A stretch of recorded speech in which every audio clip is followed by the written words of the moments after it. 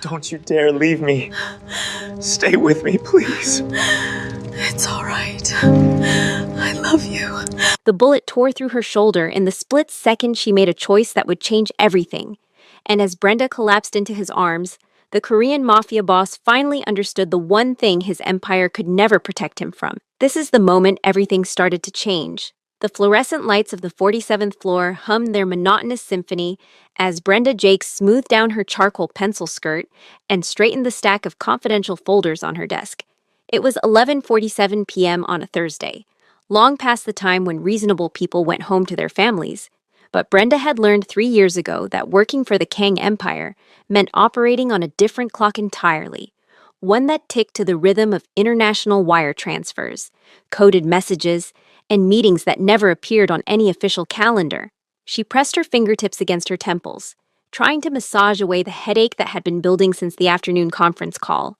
Through the floor-to-ceiling windows of the executive suite, Seoul glittered like a galaxy fallen to Earth, beautiful and indifferent to the secrets buried in buildings like this one. Brenda had long stopped asking herself how a black single mother from Illinois had ended up managing the corporate offices of South Korea's most powerful and most dangerous business empire. She knew the answer. Desperation had brought her here, and something far more complicated had made her stay. The soft ding of the private elevator made her pulse quicken in a way she'd trained herself not to acknowledge. Only one person used that elevator at this hour. Only one person made the air in the room feel suddenly thinner, charged with the kind of electricity that preceded lightning strikes.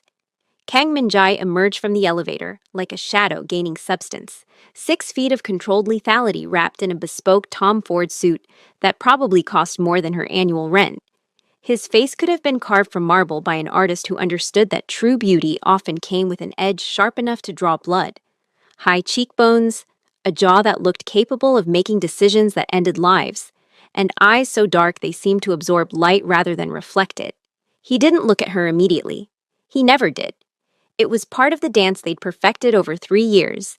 The careful choreography of employer and employee, of man and woman, of predator, and what? Prey?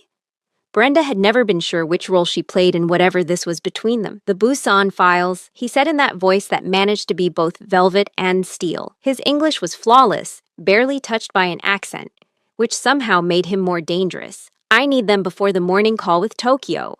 Already on your desk, Mr. Kang. Brenda gestured toward his private office without standing. She'd learned not to make unnecessary movements around him, not to draw attention to the way her hands sometimes trembled when he came too close. Translated, cross-referenced, and annotated. The discrepancies you asked about are highlighted in red. For the first time since entering, he looked directly at her. It lasted perhaps 3 seconds, just long enough for Brenda to feel the weight of that gaze like a physical touch against her skin.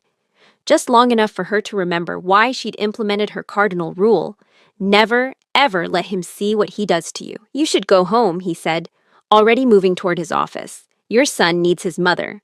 The mention of Caleb, her 7-year-old miracle, her reason for breathing, was like cold water on whatever heat had been building in her chest. This was the other dance they did. He reminded her she had a life outside these walls, and she pretended that life was enough to make her forget the electricity that crackled in the space between them. I'll leave once you've reviewed the files, she said, her voice professionally neutral, in case you have questions. Min-jae paused at his office door, his hand resting on the brushed steel handle. For a moment, she thought he might say something else, something that would cross one of the invisible lines they'd drawn around each other. Instead, he simply nodded and disappeared into his sanctuary. Brenda released a breath she hadn't known she was holding.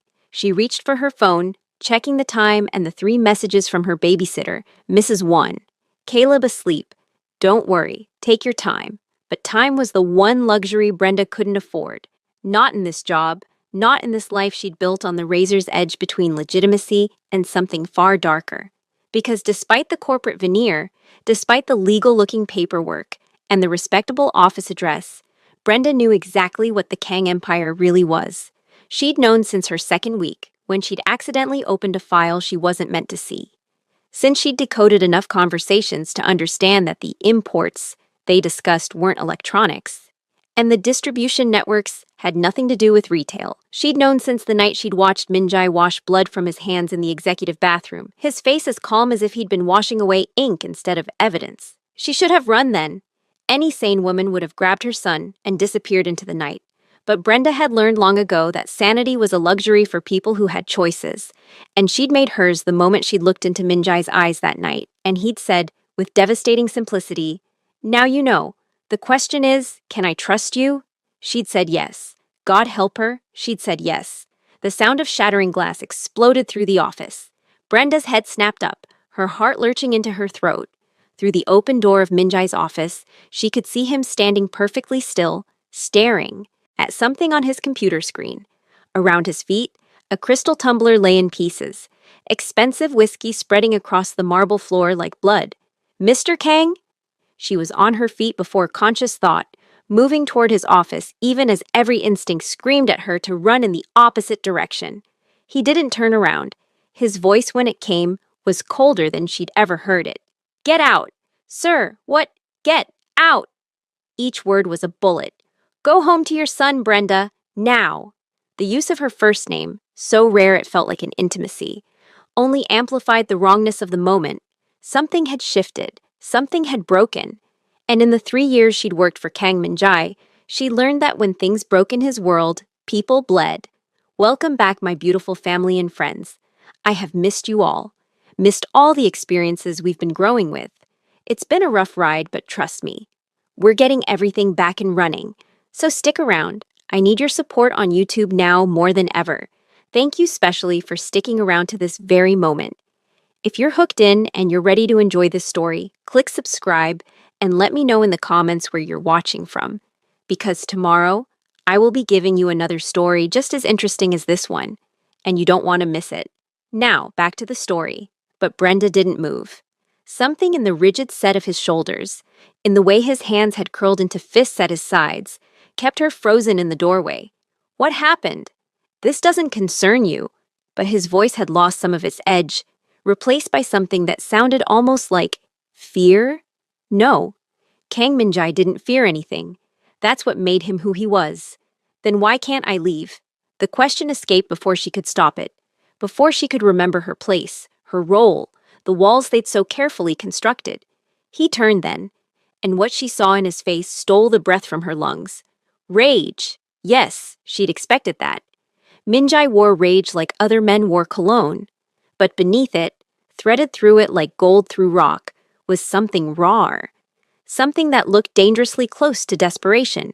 "Because," he said, closing the distance between them in 3 long strides, "in approximately 48 hours, someone is going to try to kill me. And if you're anywhere near me when they do, you'll die too." The words hung in the air between them, heavy with implications that made Brenda's mind race. She should feel afraid. She should be calculating the fastest route to her apartment, the quickest way to pack Caleb's things and disappear. Instead, she heard herself ask, "Who?" A ghost of a smile touched his lips. There and gone so fast she might have imagined it. "That," he said softly, "is the wrong question, Brenda." "Then what's the right one?" He was close enough, now that she could smell his cologne, something expensive and understated that probably had a French name she couldn't pronounce. Close enough that she could see the silver threading through the black hair at his temples, the tiny scar above his left eyebrow that she'd always wondered about.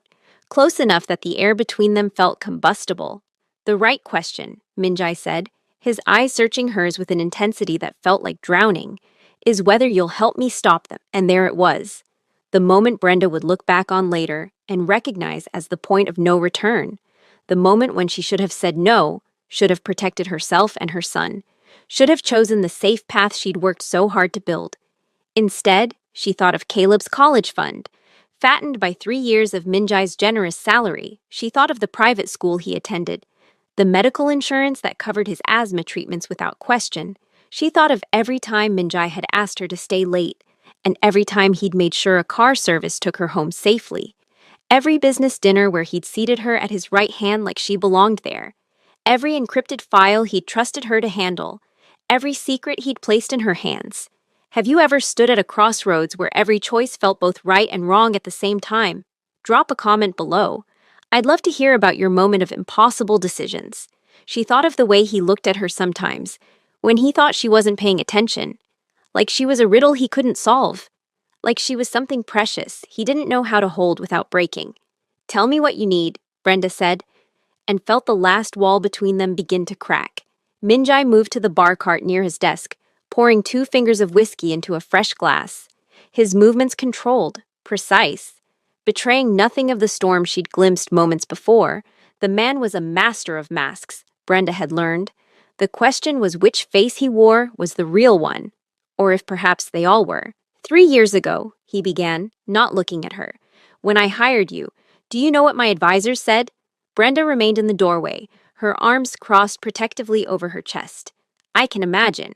They said I was being reckless, that an American woman, a Black American woman with no family ties to Korea, no connections to our business circles, was a liability, that you couldn't be trusted with the kind of information that flows through this office. He took a slow sip, his eyes distant. They said you were a weakness waiting to be exploited. The words stung, though Brenda had suspected as much. She'd felt the weight of those judgments in every sideways glance from the other executives, in every whispered conversation that stopped when she entered a room. And yet you hired me anyway. I did. Now he turned, and the intensity in his gaze made her breath catch. Do you know why? She shook her head, not trusting her voice. Because when I interviewed you, I saw something my advisors are too jaded to recognize anymore. I saw a woman who understood survival, who knew what it meant to protect something more important than yourself. His voice softened almost imperceptibly. You came to that interview with a child's medical bill tucked in your portfolio. It fell out when you pulled out your resume. Do you remember? Brenda's throat tightened. She remembered. Caleb had been 5, and his asthma had landed him in the emergency room for the 3rd time that year. The bill had been crushing, $12,000, that her previous employer's insurance had refused to cover. She'd been mortified when it fluttered to the floor during her interview, certain it would cost her the job. You picked it up, Minjai continued, looked me dead in the eye and said, I have something more valuable than experience, Mr. Kang. I have a reason to be excellent at this job. He smiled, though there was no humor in it. That's when I knew. Knew what? That loyalty born from love is stronger than loyalty born from fear. My men fear me. They obey because disobedience means death. He set down his glass with careful precision. But you would walk through fire not because I commanded it, but because that fire stands between you and your son's future. The truth of his words settled over her like a weight. He'd seen through her from the very beginning, understood the calculations she'd made, the lines she'd been willing to blur, and he'd hired her anyway. Or perhaps because of it. What does this have to do with someone trying to kill you? Brenda asked. Though part of her already knew, in Minjai's world, everything connected. Every relationship was a strategy, every kindness a chess move. Everything. He crossed to the windows, his silhouette stark against the Seoul skyline. The Kang Empire wasn't built on legal enterprises, Brenda. You know this. You've known it for years and chosen to stay. I've chosen to feed my son, she corrected. But the distinction felt hollow even as she said it. Have you? He glanced back at her, one eyebrow raised. Is that the only reason you've stayed? The only reason you're here at midnight on a Thursday, instead of home with that son you claim to be protecting? The question hit too close to truths Brenda had spent 3 years avoiding. Yes, the money mattered, the security, the benefits, the future she was building for Caleb. It all mattered. But if she was honest with herself, truly honest, she'd stayed for other reasons too. For the thrill of matching wits with one of the most dangerous men in Asia. For the addictive rush of being trusted with secrets that could topple governments. For the way Minjai looked at her sometimes, like she was the only real thing in a world of carefully constructed illusions.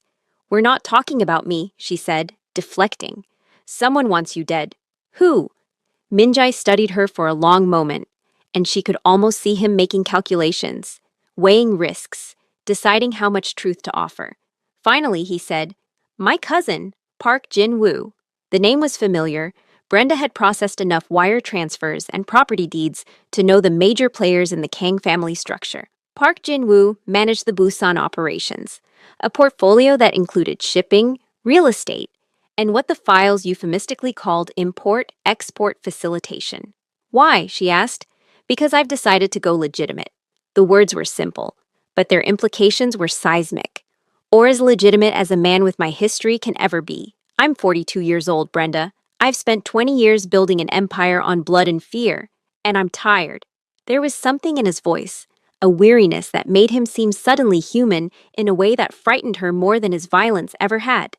Monsters she could understand, but a man who wanted redemption? That was infinitely more dangerous to her carefully maintained emotional distance. Your cousin doesn't approve of this plan, she said. My cousin has spent 15 years waiting for me to die or slip up so he can take control.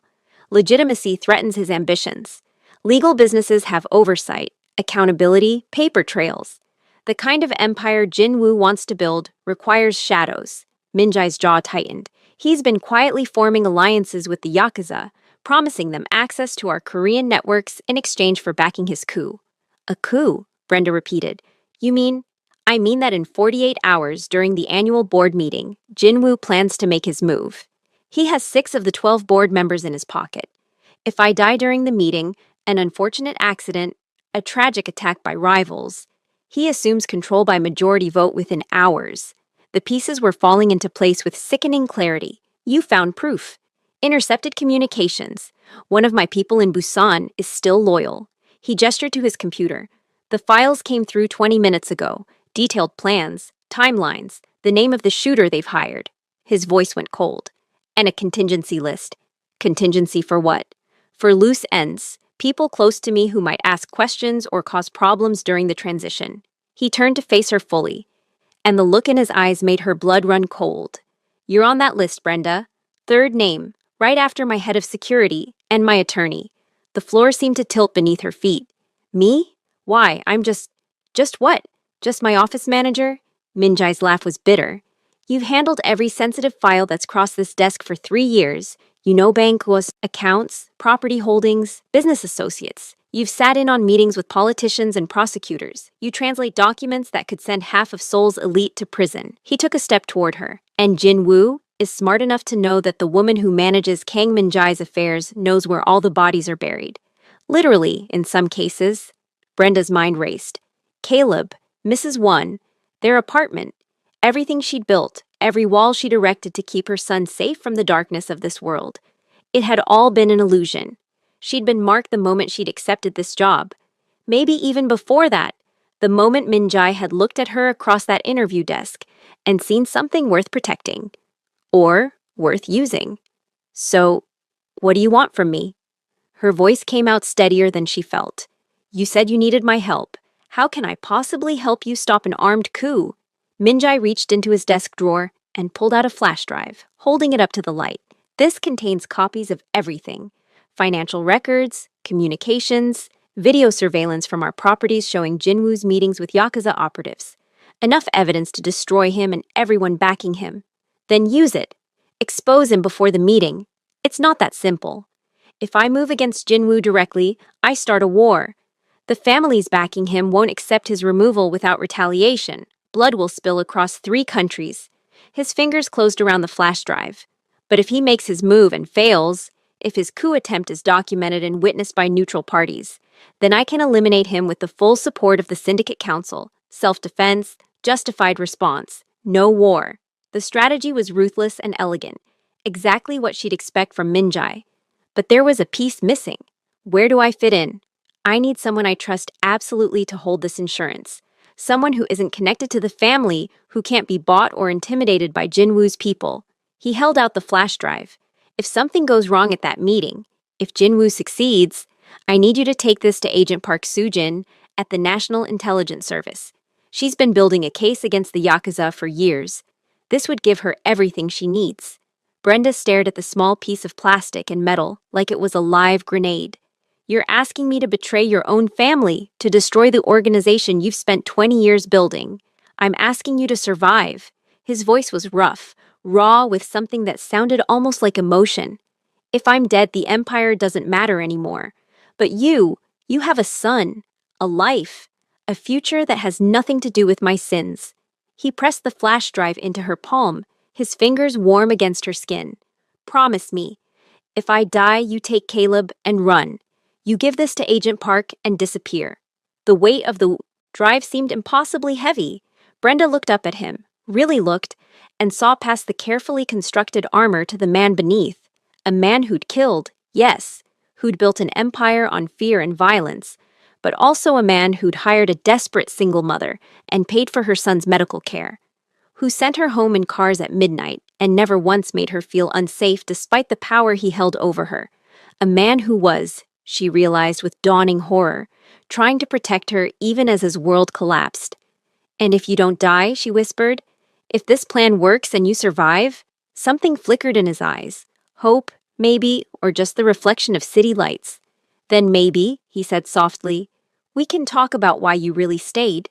The air between them felt charged with 3 years of unspoken things, of glances that lasted too long, and touches that were too careful.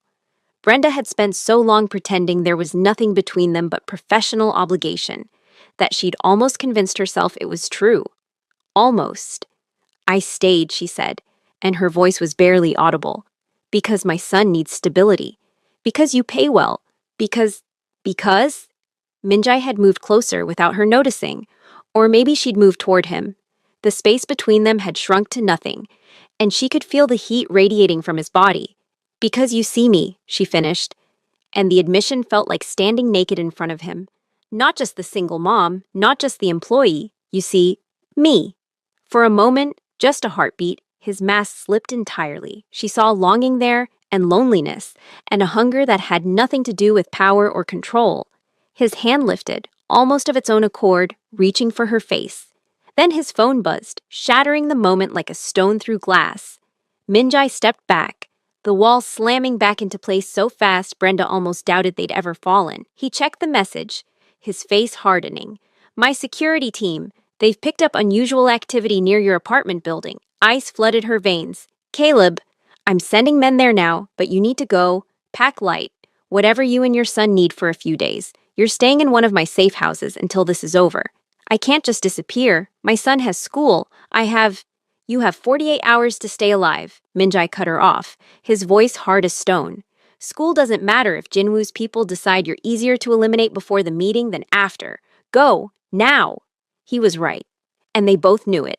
Brenda closed her fist around the flash drive, feeling its edges bite into her palm. "What about you?" "I'll do what I've always done." His smile was sharp as a blade. "I'll survive." She wanted to say something more, to acknowledge what had almost happened between them, but the moment was gone, replaced by the cold calculus of survival. She turned toward the door, then paused. "Minjai?" It was the first time she'd used his given name. His eyes widened almost imperceptibly. "Don't die," she said simply. His response was quiet, almost too quiet to hear. "I'll try not to." The safe house was nothing like Brenda expected. She'd imagined something sterile and cold, a concrete bunker with barred windows and armed guards. Instead, Minjai's driver had brought them to a modern apartment in Gangnam, all floor-to-ceiling windows and minimalist furniture that probably cost more than her entire yearly salary. Caleb was asleep in the master bedroom, his small body curled around his favorite stuffed elephant. Mrs. Wan had been surprisingly cooperative when Brenda called with a vague story about a work emergency requiring them to relocate for a few days. The older woman had helped pack, asked no questions, and accepted the generous inconvenience fee Minjai's assistant had arranged. Now, at 3 a.m., Brenda stood at those expensive windows, watching Sol sleep, the flash drive burning a hole in her pocket. She'd tried calling Minjai twice. Both calls went to voicemail. Her phone buzzed. Unknown number. Her finger hovered over the decline button, then something made her answer. "Hello? Ms. Jakes." The voice was male, accented, unfamiliar. "We haven't been formally introduced. My name is Park Jin-woo." Every muscle in Brenda's body went rigid. "How did you get this number?" "Please, I have access to everything in my cousin's empire, including his investments." The way he said the word made her skin crawl. "I'm calling because I believe we can help each other. I have nothing to say to you. Not even if I told you that Minjai has been lying to you, that the real reason you're in danger has nothing to do with business disputes and everything to do with what you mean to him." Brenda's heart hammered. "I don't know what you're talking about." "Don't you?" Jinwoo's laugh was cold. "My cousin is many things, Miss Jakes, but sentimental isn't usually one of them. Yet he's hidden you away like treasure, protected you. Paid you triple what your position warrants. Why do you think that is? Because I'm good at my job. Because you're his weakness. The one thing in his entire empire he can't afford to lose. A pause. Did he tell you about his wife? The word hit like a physical blow. His... what? Ah, I see he didn't mention her. Minseo. Beautiful woman. She died 8 years ago. Car accident. Or so the official report claimed. In truth, she was targeted because someone wanted to hurt Minjai. And they succeeded. Jinwoo's voice softened with false sympathy. He swore he'd never care about anyone again. Never give his enemies that kind of leverage. And yet here you are. Brenda's mind reeled. A wife. Minjai had been married, had loved someone enough to be destroyed by losing her. Here's my offer, Jinwoo continued. Give me what he gave you. The flash drive, the files, whatever evidence he's collected. In exchange, I'll ensure you and your son disappear safely. New identities, new country, enough money to start over. You'll never have to look over your shoulder again. And if I refuse, then you'll die at that board meeting. Not because I want to kill you, Miss Jakes, but because as long as you're alive, you're a threat. You know too much. And my cousin, he sighed, my cousin will watch you die and blame himself, just like he blamed himself for Minseo. The difference is this time, I'll make sure he follows you into the grave shortly after. The line went dead. Brenda stood frozen, the phone still pressed to her ear. A wife. 3 years of working beside Minjai, of late nights and stolen glances, and moments that fell suspended in amber, and she'd never known. Had never seen a wedding ring, never heard him mention anyone. But then she'd never asked about his personal life. Had never pushed past the professional boundaries they'd maintained.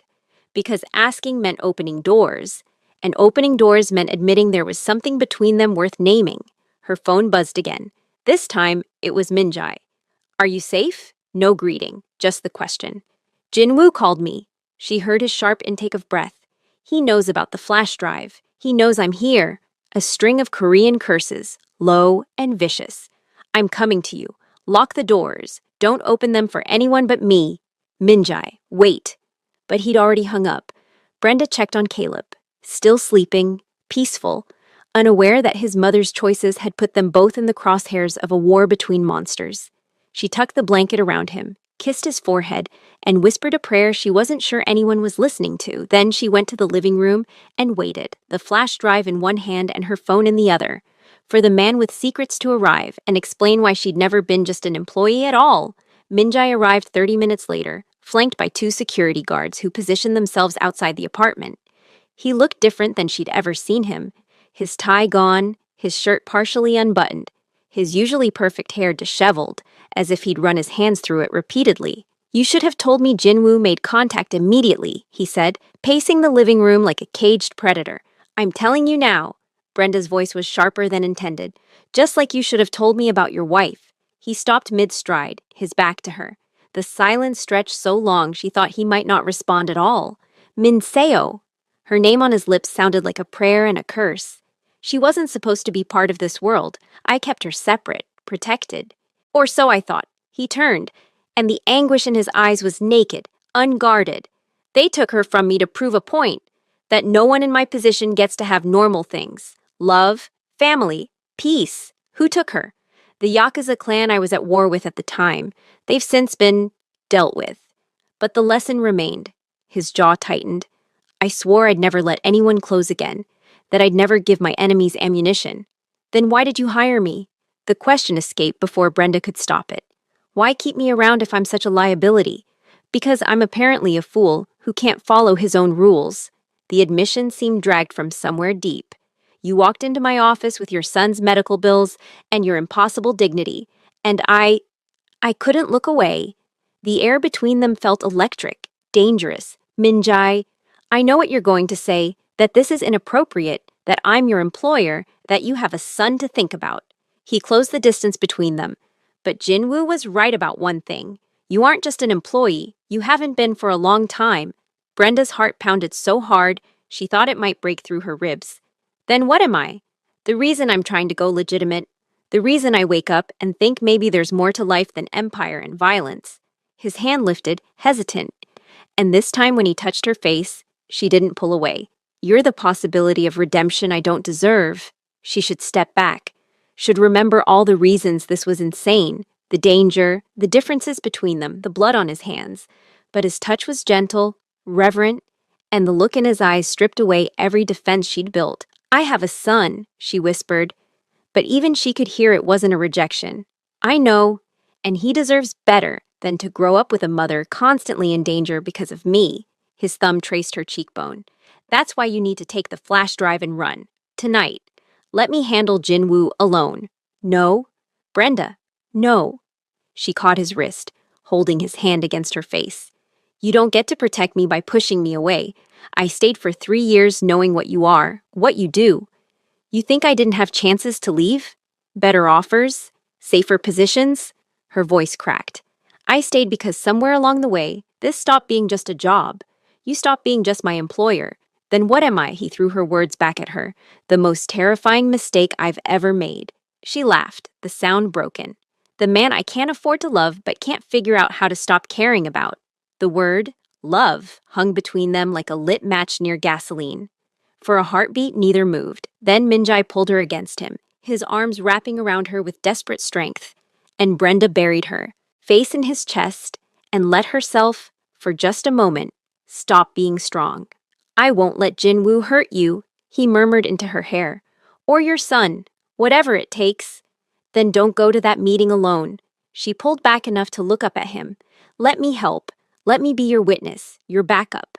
I'm already in this, Minjai. You can't protect me by leaving me behind." Before he could argue, Caleb's sleepy voice drifted from the bedroom. "Mama?" Reality crashed back. Brenda stepped out of Minjai's arms, suddenly aware of how they must look, how inappropriate this all was. "I should go to him." Minjai's face had shuddered again. The moment of vulnerability locked away. "We'll talk strategy in the morning. For now, both of you need rest." But as Brenda went to comfort her son, she felt Minjai's eyes on her back and knew that everything had changed. The walls between them had finally crumbled, and there was no rebuilding them now. The board meeting was held in a private room at the Shilla Hotel, neutral territory, as tradition demanded. Brenda sat in the back corner, ostensibly there to take notes, but really present as Minjai's insurance policy. A witness. A wild card Jinwoo wouldn't expect. She'd left Caleb with Mrs. Wan at a different safe house, kissing him goodbye with a brightness she didn't feel, promising she'd be back by dinner. The flash drive was hidden in her bra, the one place she figured no one would search without her permission. 12 board members sat around the mahogany table, their faces masks of professional neutrality. Jinwoo sat directly across from Minjai, his smile sharp as broken glass. Between them sat the future of the Kang Empire. "Gentlemen," Minjai began, his voice carrying the weight of absolute authority, "I've called this meeting to discuss the restructuring of our operations. As you know, I've been working toward legitimizing our business interests. By destroying everything we've built," Jinwoo interrupted smoothly. "My cousin speaks of legitimacy as if it's a virtue. But what he really means is weakness. Capitulation to governments that would see us destroyed." Murmurs around the table. Brenda's pen stilled on her notepad. "I mean survival," Minjai countered. "The world is changing. Law enforcement has tools now that didn't exist 20 years ago. Digital surveillance, international cooperation, forensic accounting. We either adapt or we die. Or," Jinwoo said, standing slowly, "we remove the rod at the top and continue as we always have. Strong, unified, uncompromising." That's when Brenda saw it. The nearly imperceptible nod Jinwoo gave to the man standing by the door, the way that man's hand moved toward his jacket. "Minjai!" She was moving before conscious thought, her body acting on pure instinct. The gunshot was deafening in the enclosed space. Brenda felt the impact like a freight train. White-hot pain blossoming in her shoulder, as the bullet meant for Minjai's head found her instead.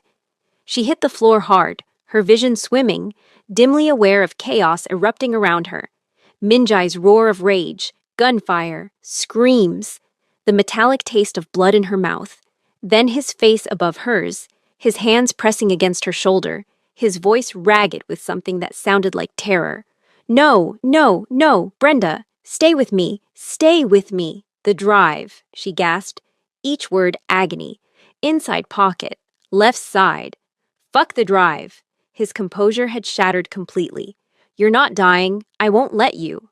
But darkness was pulling at her, soft and insistent. The last thing she saw before it claimed her was Minjai's face, and the realization that she'd never seen him cry before. Brenda woke to the smell of antiseptic and the steady beep of monitors. Hospital, private room. Through the fog of painkillers, she registered warm fingers wrapped around hers. Minjai sat in the chair beside her bed, still wearing his blood-stained shirt. Her blood, she realized distantly. His head was bowed, his free hand covering his face. He looked like a man at the end of everything. "You're still here," she whispered, her throat raw. His head snapped up, his eyes red-rimmed and fierce. "Where else would I be? Shouldn't you be dealing with Jinwoo, the board? Jinwoo is dead. I shot him myself after he shot you." His voice was flat, empty. "The board members who supported him are in custody. The ones who remained loyal are cleaning up the mess. My empire is secure." He laughed, the sound broken. "And all it cost was you nearly dying for me. I'm not dead. You were shot because of me, because I was selfish enough to keep you close, because I—" His voice cracked. "Min Seo died because I loved her, and I swore I'd never— But then you— Minjai." She squeezed his hand with what little strength she had. "I chose to be there, chose to warn you. You don't get to take that choice away from me. You shouldn't have had to make it." He was on his feet now, pacing like a caged animal. "You should be home with your son, safe, living a normal life, not bleeding out in a hotel because you—" He couldn't finish. "Because I love you," Brenda said quietly. He froze. "I love you," she repeated, stronger now despite the pain. "I have for a while, I think.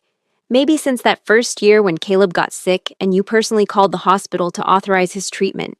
Maybe before that. I don't know when it started, but I know what it is." "You can't." But there was no conviction in his words. "I'm a killer, a crime lord, dangerous. Yes, I know. I've known for 3 years." She met his eyes steadily. "I also know you're the man who hired a single mother no one else would risk on, who sends me home safely every night, who's trying to build something better than what he inherited. That's the man I love." Minjai sank back into the chair, his face in his hands. When he looked up, tears tracked down his cheeks. The second time she'd seen him cry. "I can't protect you. Jinwoo proved that. As long as you're connected to me, you're a target. Then don't protect me." Her heart was breaking even as she said it. "Let me go. Let me take Caleb somewhere safe, somewhere you're not. Give us both a chance at the normal life you keep saying I deserve." The words hung between them, an ending neither wanted but both knew might be necessary. What would you sacrifice for love? Safety, or the person who makes you feel most alive? Let me know below. 3 days passed. 3 days of Brenda recovering in the hospital, of Minjai visiting only once more, briefly, formally, to ensure she had everything she needed. He'd arranged for her medical bills to be covered, for a generous severance package, for relocation assistance if she wanted it. He was letting her go, giving her the out she'd suggested. And it was killing her. On the 4th day, Mrs. Wan brought Caleb to visit. Her 7-year-old burst into the room with the resilience of childhood, his fear quickly replaced by fascination with the hospital equipment. "Does it hurt, Mama?" he asked, staring at her bandaged shoulder. "A little, baby, but I'm okay.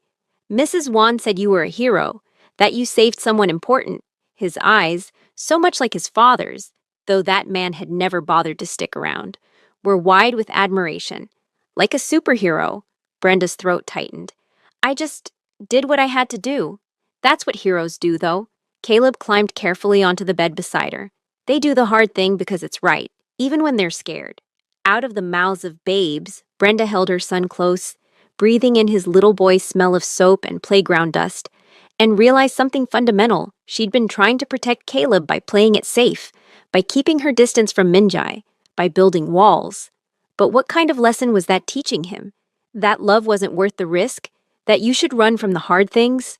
Her own mother had run, from Brenda's father, from responsibility, from anything difficult. And Brenda had spent her whole life determined to be different, to stay, to fight. When had she forgotten that? After Caleb left, Brenda sat up despite the pain, reached for her phone, and made a call. "I need to see him. Tonight. At the office." Minjai stood at his windows, staring out at Seoul like he had the night this all began. He didn't turn when she entered, even though he must have heard her. "You should be resting," he said to the glass. "I should be a lot of things."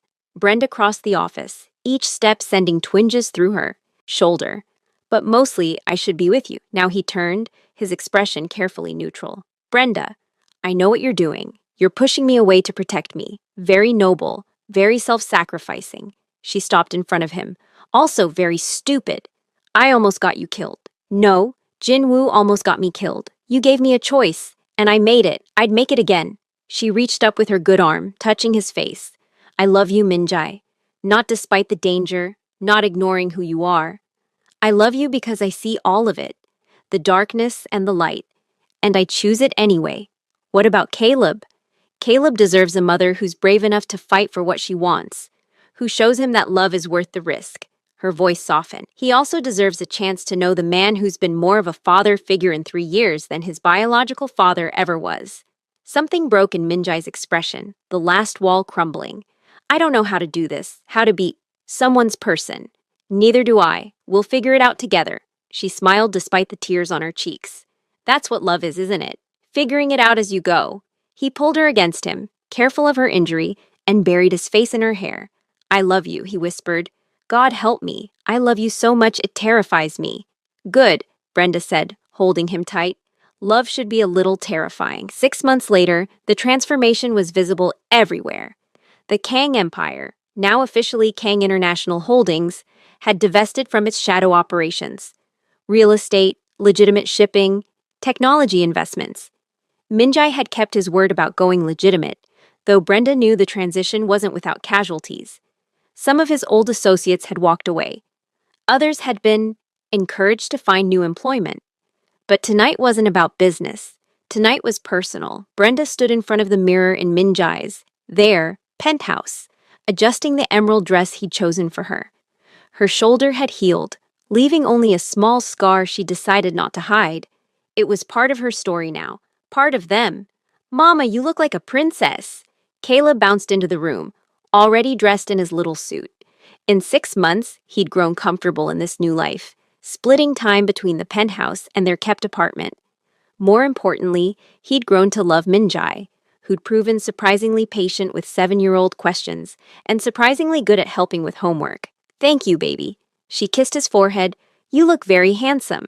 Mr. King, Minjai, said tonight is special. Is it?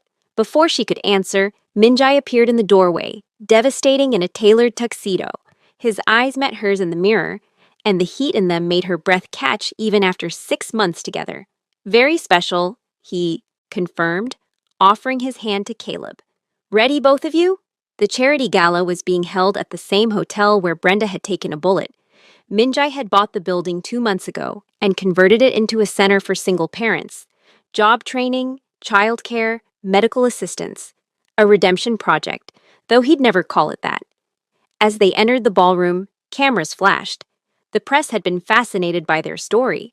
The crime lord going legitimate and the woman who changed him. Brenda had learned to tolerate the attention, though she preferred the quiet moments between them. Midway through the evening, Minjai led her onto the balcony, away from the crowds. Seoul glittered below them, the same view they'd had from his office that night. Everything changed. I have something for you, he said, pulling a small box from his pocket. Brenda's heart stopped. Minjai, I know what you're going to say, that it's too soon, that we should wait, that Caleb should be consulted. He opened the box, revealing a ring. Simple, elegant, perfect. But I've waited 30 years to find you. I'm not waiting anymore. You haven't actually asked me anything yet, she pointed out, laughing through sudden tears. He dropped to one knee, and the great Kang Minjai, former crime lord, current business mogul, the man who'd killed to protect her, looked up at her with absolute vulnerability. Brenda Jakes, will you marry me? Will you let me spend the rest of my life trying to deserve you? Yes. The word came without hesitation. Yes, 1,000 times, yes. He slipped the ring onto her finger, stood, and kissed her with a passion that still made her knees weak. When they finally broke apart, she saw Caleb watching from the doorway, grinning.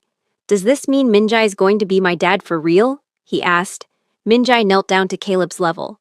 Only if you want me to be. Caleb threw his arms around Minjai's neck. I want that. I want that a lot. And Brenda, watching the two people she loved most in the world embrace, finally understood what redemption looked like. It wasn't about erasing the past. It was about building something better from the ruins. 1 year later, Brenda stood in the nursery of their home, rocking gently as she cradled their daughter, Min-hee, named for Min-jae's late wife, with Brenda's blessing. Some loves didn't compete. They coexisted, honoring what was while embracing what could be. The room was painted soft yellow, filled with both Korean and American touches, a visual representation of the life they'd built together, blended, complicated, beautiful. Min-jae appeared in the doorway, Caleb riding on his shoulders despite being almost too big for it. Her son, their son now, officially adopted 3 months ago, giggled as Min-jae pretended to stumble. "Careful with him," Brenda chided gently. "I'm always careful with our family," Min-jae replied, and the word "our" still sent warmth through her chest. He'd kept his promise. The empire was legitimate now, though Brenda knew his reputation still preceded him. Some fears, once earned, never fully disappeared. But he wielded that reputation differently now, protecting rather than threatening, building rather than destroying. After tucking Caleb into bed with a story about a brave knight and a fearless queen, they returned to the nursery. Min-jae took Min-hee from Brenda's arms, his large hands gentle as he laid their daughter in her crib. "Do you ever regret it?" he asked quietly, watching their daughter sleep. "Choosing this life, the complications, the scrutiny, the—" "Never." Brenda wrapped her arms around him from behind. "Not for a single moment." He turned in her embrace, his forehead resting against hers. "I spent so many years thinking I didn't deserve happiness.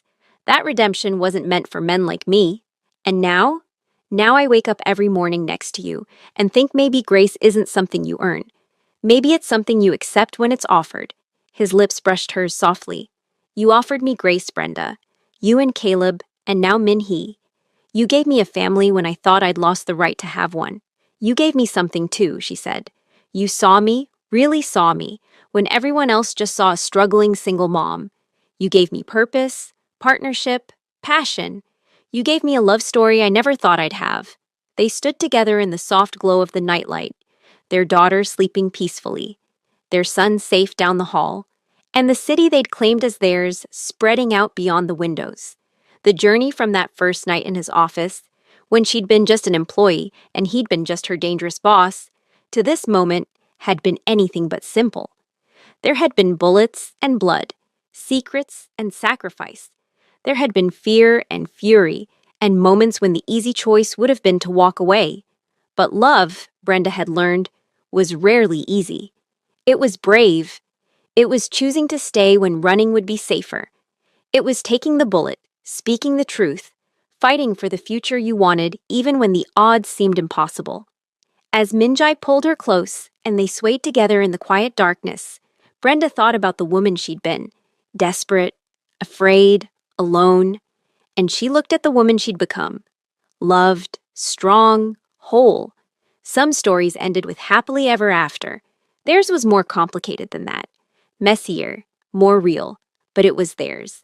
And that made it perfect. Thank you for watching this story to the end. If you enjoyed this story, you will surely love the next one.